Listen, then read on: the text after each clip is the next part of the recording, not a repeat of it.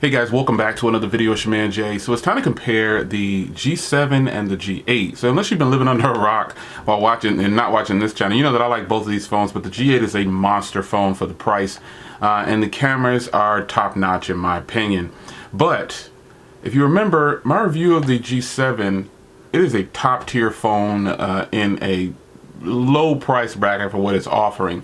And the cameras are monster on the G7. So I felt like I needed to compare these two, the G7 and the G8, because I know that the outcome is not going to be as easy as some might think. Some people are going to think that the G8 is just going to crush the G7, but I don't think so, because if you've never used the cameras on the Moto G7, you're in for a surprise when you do. You're going to really see how much value you're getting when it comes to reviewing or buying a phone at this price point and getting all this packed into the G7.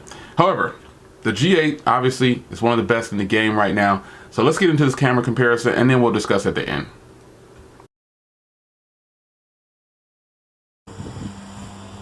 All right, guys, it is super windy out, very noisy. I know I'm picking a horrible time to record, but I want to get this video out there and show you the Moto G7 versus the LG G8.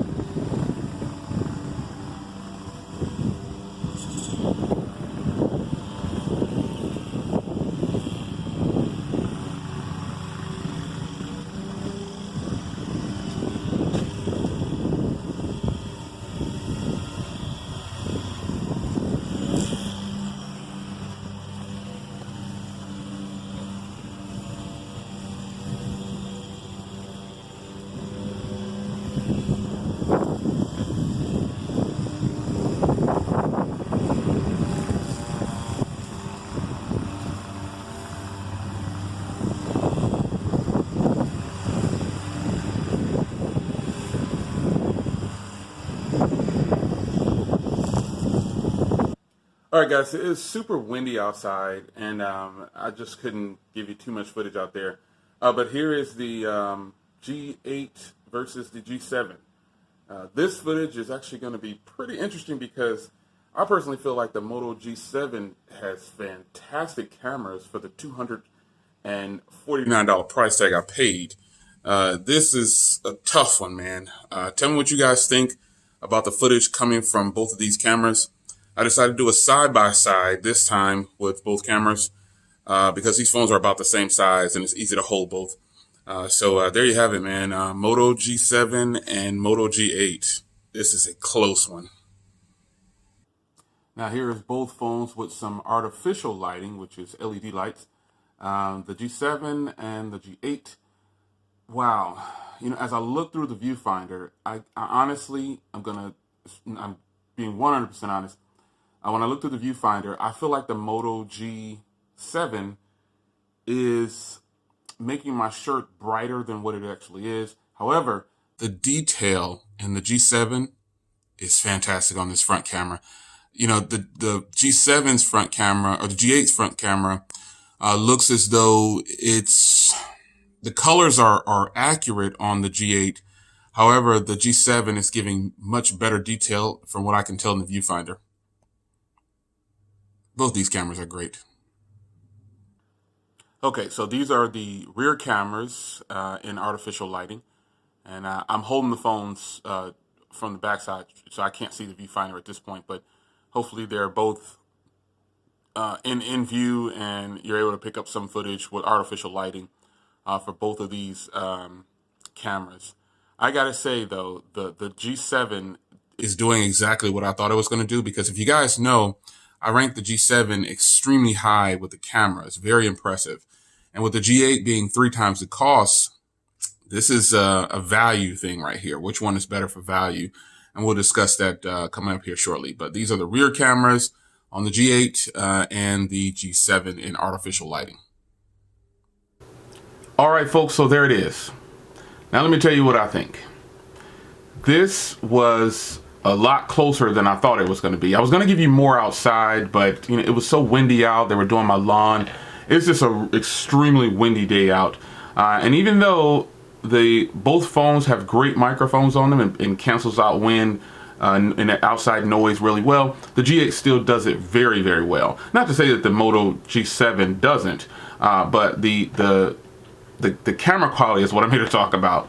And to my surprise, the rear cameras are not too far off. That's just what I think. I don't think the rear cameras are far apart, but the price point is way far apart. It's 3 times the cost. The G8 costs 3 times as much as the G7, or 2.5 times. Okay, we'll do it like that, pretty much. And so the 4K footage on the rear of both of these cameras. Now the G8 can actually do 60 frames per second 4K for 6 minutes, but they both do 4K, and that alone right there tells you that the G7 is something special. There's not a lot of phones that are $200 or $240 that can do 4K and do it very well. So I really like the rear camera footage from both of these phones, but I'm surprised that the G8 just didn't run away with it like I thought it would. Now, switching gears to the front camera, I think I actually prefer the Moto G7. The G8 comes across really soft, and the colors are accurate. The colors are extremely accurate. However, the G7 is that sharper detail that I like when recording a footage, a video, a vlog, or anything. So if I were going to use the front camera on one of these, it would definitely be the G7 over the G8 for a vlog, front-facing camera vlog. Now, that's all personal preference, but I'm telling you that the color accuracy on the G8 is almost spot on, and the G7 has a sharper detail that I like. But I would take the G7's front camera over the front camera of the G8 for that reason. I like a sharp, crisp type video. But when it comes to the 4K and in artificial lighting, they both do decently well, but I still like the way the sharpness comes across on the G7. But again, same thing, the G8 is really accurate with the colors. It just looks a little too soft. Artificial lighting is something that some phones don't do well in and some phones do.